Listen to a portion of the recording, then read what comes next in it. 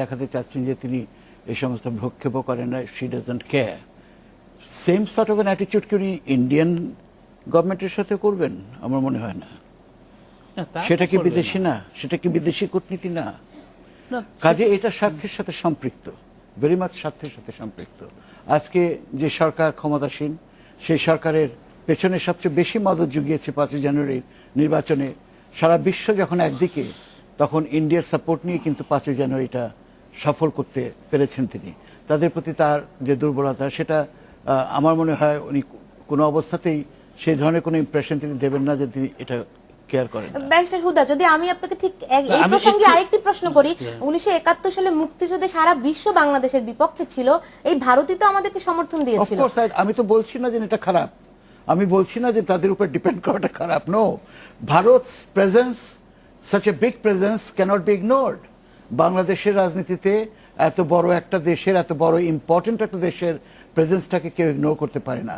তাদের সাথে শত্রুতা করে কোনো লাভ হবে না কারোরই।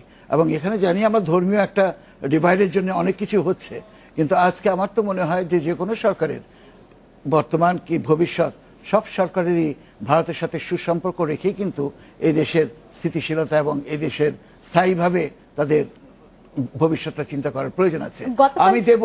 আমি তাদেরকে দেব, প্রয়োজন হলে আমার সম্পদ আমি তাদেরকে দেব, কিন্তু অ্যাট দ্য সেম টাইম আমি তাদের কাছ থেকে নেব। এই নীতির ভিত্তিতে, এই গিভ অ্যান্ড টেক। আমার যদি পানির প্রয়োজন হয় আমি পানি নেব, আমার যদি গ্যাস দেওয়ার প্রয়োজন হয় আমি গ্যাস দেব।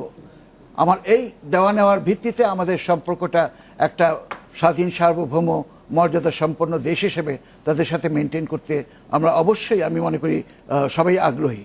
না, সেই ক্ষেত্রে গতকাল ডক্টর মঈন খানের বাসায় যে বৈঠকটি হয়েছে, সেখানে কি আপনার কাছে মনে হয় যে চলমান যে রাজনৈতিক পরিস্থিতি, এই বিষয়টি নিয়ে আলাপ আলোচনা কিংবা কোনো সংলাপ কিংবা কোনো ধরনের সমঝোতার উদ্যোগ হতে পারে বলে কি আপনার মনে হয়? না, দেখেন, উদ্যোগ তো বর্তমান পরিস্থিতি থেকে উত্তরণের তো একটা চেষ্টা চলবেই। এভাবে তো দেশ চলতে পারে না। এখন বিভিন্ন রকমের ওয়েতে এটার অবসান ঘটানোর চেষ্টা করা হবে। আমাদের রাজনীতিতে কিংবা অর্থনীতিতে যদি আজকে বিদেশিদের, বিশেষ করে ডোনার এজেন্সিজ যারা কন্ট্রোল করেন, তাদের যদি কোনো প্রভাব থেকে থাকে ভবিষ্যতে, সেটা যে কোনো দলই চেষ্টা করবে সেই প্রভাবটাকে কাজে লাগাতে। কিন্তু তারা সেটা করবে। আপনি যে উদ্যোগের কথা বলছেন, তারই ধারাবাহিকতায় আপনি গতকাল নতুন জোট ঘোষণা করেছেন কিনা, নাকি অন্য কোনো উদ্দেশ্য আছে, সেই প্রশ্নের জবাব নিশ্চয়ই আপনার কাছে নিব। তার আগে একটু বলতে চাই যে দ্য ইন্ডিপেন্ডেন্ট পত্রিকা একটি রিপোর্ট করেছে, তাদের প্রধান শিরোনাম সেন্ড তারেক ব্যাক। তারা লন্ডনের কাছে বাংলাদেশের পররাষ্ট্র মন্ত্রণালয় থেকে চিঠি লেখা হয়েছে তারেক রহমানকে দ্রুত দেশে ফিরিয়ে দেওয়ার জন্য। এই বিষয় নিয়ে ফিরবো, তার আগে নিচ্ছি একটা ছোট্ট বিরতি।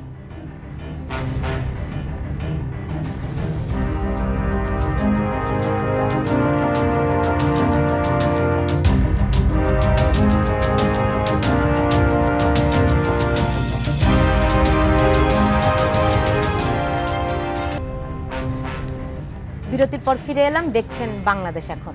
সরাসরি চলে যেতে চাই জনাব হুমায়ুন কবির ভুঁইয়া আপনার কাছে। দ্য ইন্ডিপেন্ডেন্টে আপনার নামই খবরটি এসেছে, আপনি রিপোর্টটি করেছেন সেন্ড তারেক ব্যাক। পররাষ্ট্রমন্ত্রী তিনি ব্রিটিশ হাই কমিশনারের কাছে যে চিঠি লিখেছেন। না, পররাষ্ট্রমন্ত্রী তার যে British counterpart mister Hammond, Philip Hammond, ওনার কাছে চিঠি লিখেছেন। চিঠিটা পাঠিয়েছেন উনি আমাদের হাই কমিশন লন্ডনে।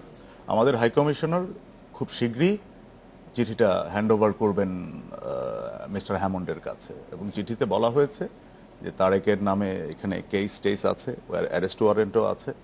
বলা হয়েছে যে তাকে যেন দেশে পাঠানো হয়, যেন সে কেস ফেস করতে পারে এখানে। চিঠিটি কবে পাঠানো হয়েছে? চিঠিটা এক্সাক্ট ইয়েটা জানা যায়নি, বাট খুবই রিসেন্টলি। কি কি দেয়া হয়েছে, যে কি কি কারণে তাকে ফেরত পাঠানো দরকার? বেশ কয়েকটা কারণে দেওয়া হয়েছে। নাম্বার 1, তার বিরুদ্ধে তো অনেকগুলি কেস আছে আমরা জানি, এবং আমি গুনে আপনাকে বলতে পারবো না আদৌ কতগুলি কেস আছে। কেয়ারটেকার গভর্নমেন্টের সময় বোধ হয় টোটাল গোটা 22 ছিল। অ্যান্টি কারাপশন কমিশনেরই বোধ হয় 12টা কেস ছিল। তারপরে যে বঙ্গবন্ধু সম্পর্কে কথাবার্তা বলার জন্য তো ইদানিং ডেইলি বেসিসে কেস হচ্ছে, গ্রেফতারি পরোয়ানা আছে তার বিরুদ্ধে। গ্রেফতারি পরোয়ানা আছে। আর সবচেয়ে বড় কথা হচ্ছে যে 21শে অগাস্টের গ্রেনেড অ্যাটাকেও তো সে একজন আসামি। তো এই সব কিছুই বিস্তারিত বলে যে তার বিরুদ্ধে এই কেস আছে, তাকে ইমপ্লিকেট করা হয়েছে অনেকগুলি কেসে, এবং বলা হয়েছে রিসেন্টলি তার যে কিছু ডিরেগেটরি স্টেটমেন্টস এইগুলি বাংলাদেশের অশান্তি তৈরি করেছে, পিস অ্যান্ড স্টেবিলিটির জন্য হুমকির সম্মুখীন। তো এগুলিরও অ্যাকশন ফেস করার জন্য তার দেশে থাকাটা জরুরি। হ্যাঁ, আপনি লিখেছেন যে irresponsible Acts. By irresponsible acts, what the foreign ministry meant is, যেটা সে ওখান থেকে ভিডিও বার্তা, টেলিফোন বার্তার মাধ্যমে যে বাংলাদেশের সিচুয়েশন ইনস্টিগেট করার চেষ্টা করেছে, অ্যালিজেডলি ফরেন মিনিস্ট্রি বলছে, বিশেষ করে তার নেতাদেরকে যে আন্দোলন, সহিংসতা, এবং ফরেন মিনিস্ট্রির মতে জানুয়ারি 5-এর নির্বাচনের আগে যে দেশে সহিংসতা হয়েছে, Tarique Rahman was one of the master minds.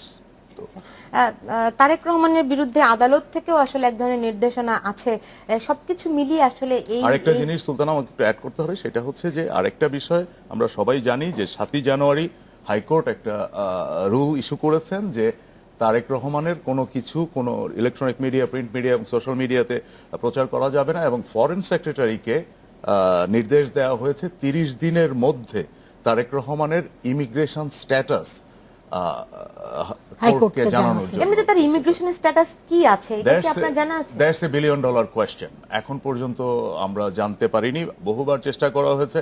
British high commissioner আমাদের দেশে যিনি আছেন, ওনাকে অনেকবার প্রশ্ন করা হয়েছে, এবং ব্রিটিশ ডিগনিটরিজ যারা আমাদের দেশে ভিজিটে এসেছেন, মন্ত্রী, ফরেন অফিস মিনিস্টার, তাদেরকেও আমরা প্রশ্ন করেছি বিভিন্নবার। তাদের একটাই কথা, সেটা হচ্ছে ব্রিটিশ গভর্নমেন্টের পলিসি হচ্ছে তারা ইন্ডিভিজুয়াল কোনো লোকে ইন্ডিভিজুয়ালের ইমিগ্রেশন স্ট্যাটাস নিয়ে তারা কথা বলে না। অতএব এটা জানা যায় না তারেক রহমান কি পলিটিক্যাল অ্যাসাইলামে আছেন নাকি স্টুডেন্ট ভিসায় আছেন নাকি ইন্টারন্যাশনাল লতে একটা প্রিন্সিপাল আছে যেটাকে বলে নন এক্সট্রাডিশন অফ পলিটিক্যাল ফিউজিটিভস, এবং পলিটিক্যাল ফিউজিটিভ হিসেবে যদি তাকে ট্রিট করা হয় তাহলে তাকে এক্সট্রাডাইট করা যাবে না। এটা একটা ইন্টারন্যাশনাল লর principle. Maybe that is being invoked, এবং সেটা ইটস এসেনশিয়ালি লিগাল কোয়েশ্চেন, এবং তাকে যদি সেই পলিটিক্যাল ফিউজিটিভ তো সে বটেই, কারণ সে তো আগাগোড়া পলিটিক্সের সাথেই সম্পর্কিত হয়ে তাকে যেতে হয়েছে। কাজে আমার মনে হয় this could be one of the reasons why British government may not be in a very clear position to say anything, because it is a matter of the court.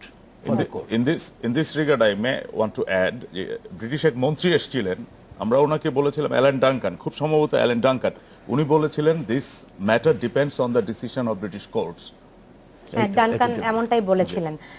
জনাব হুদা, একটু আইনি দিকটা একটু বলতে পারেন, যদি সরকার এরকম একটি যেহেতু চিঠি লিখেছে, এর ফলে আইনি প্রক্রিয়া কি তাকে আসলে ফিরিয়ে আনার কোনো সুযোগ আছে? আইন কি বলে? আমার মনে হয় সরকার চাচ্ছেন না তাকে ফিরিয়ে আনতে, ঠিক যেভাবে এটা সরকার একটা কৌশল যাতে এই সমস্ত কিছু করে টোরে একটা সিচুয়েশন ক্রিয়েট করা যাতে তারেক আর না আসতে পারে এখানে, এটা একটা কৌশলও হতে পারে। কারণ তারেক আসলে সরকার যে খুব একটা কমফোর্টের মধ্যে থাকবে এটা কিন্তু বলা যাবে না। কাজে সেখানে সে কারাগারেই থাকুক কি বাইরেই থাকুক, তার যে একটা ফলোয়িং আছে সেটা তো কিছু না কিছু ভাইব্রেট করাবে দেশটাকে। এবং ঠিক যেভাবে বিগত নির্বাচনে বারবার বলে বিভিন্ন কৌশল অবলম্বন করে শেখ হাসিনা সরকার বা তার আওয়ামী লীগ দল চেয়েছিল যাতে এটা একটা বিএনপিবিহীন নির্বাচন হয়, এবং সেই ফাঁদেই যখন শেষ পর্যন্ত বেগম খালেদা জিয়া পড়লেন এবং তাদের অভিষ্ট লক্ষ্যে সরকার পৌঁছতে পারলেন, আমার মনে হয় সেই ধরনের একটা কৌশল এখন ফরিদ হোসেন, আপনার কাছে কি এমন মনে হচ্ছে যে সরকারের পররাষ্ট্রমন্ত্রী চিঠি লিখলেন এটি শুধুমাত্র কৌশলের জন্যই? না, একটা হচ্ছে যে কি সরকারের ভিতরে কি আছে সেটা তো মানে ধরেন যে আমরা একটা বিশ্লেষণের মতো করতে পারি, যেটা ব্যারিস্টার হুদা সাহেব বললেন, তার একটা বক্তব্য তিনি বললেন, এটা হতেও পারে। আবার আমরা তো জানি যে এই জিনিসগুলো এক একজনের ব্যাখ্যার ব্যাপার। তবে একটা যেটা মানে আমি যেটা সাংবাদিক হিসেবে বলতে পারি সেটা হচ্ছে যে তাকে আনাটা খুব সহজ হবে না, বা হয়তো হবেই না, কারণ আমাদের সঙ্গে ব্রিটেনের সঙ্গে এক্সট্রাডিশন কোনো চুক্তি নেই, এটা আমি নিশ্চিতভাবেই জানি। কাজে এক্সট্রাডিশন চুক্তি না থাকলে পরে এটা তো আনা প্রশ্নই আসে না। আরেকটা হচ্ছে যে যেটা বলা হলো যে তাকে রাজনৈতিক, উনি যদি আশ্রয় নাও পেয়ে থাকেন বা নাও চেয়ে থাকেন, তারেক রহমানকে রাজনৈতিক কি বলে যে একজন ব্যক্তি হিসাবেই সেখানে ব্রিটিশরা মানে সরকার তাকে বিবেচনা করছে, যে কারণে আপনি জানেন যে যেমন নূর হোসেন বা ওই যে বঙ্গবন্ধু খুনিদেরকে কানাডা থেকে দু একজন আছে যাদেরকে আনা যাচ্ছে না, কারণ ইউরোপিয়ান এই দেশগুলো বিশেষ করে ব্রিটেন বা ইত্যাদি তারা যদি মনে করে যে এই দেশে ফিরলে পরে তার পারসিকিউশন হবে, নির্যাতন হবে, তার বিরুদ্ধে নানান ধরনের কথা হবে, তখন তারা কিন্তু এটা করে না। তারা মানবাধিকারের এই দিকটাকে তারা কিন্তু খুব বড় করে দেখে। আরেকটা যেটা হচ্ছে যেমন কী কারণে সরকার এটা করছে না করছে সেটা তো নানান রকমের ব্যাখ্যা হতে পারে, কিন্তু যেমন আমরা অনেকেই আলোচনায় আড্ডাতে বলি যে 5ই জানুয়ারি নির্বাচনের আগে যদি তারেক রহমান সত্যি সত্যি দেশে ফিরে আসতো তাহলেই হয়তো ভালো করতেন তিনি, মানে তার ফিরে আসলে পরে তাকে অন্তত মনে করা হতো যে তিনি সাহস নিয়ে এসছেন, এবং কারণ বিএনপির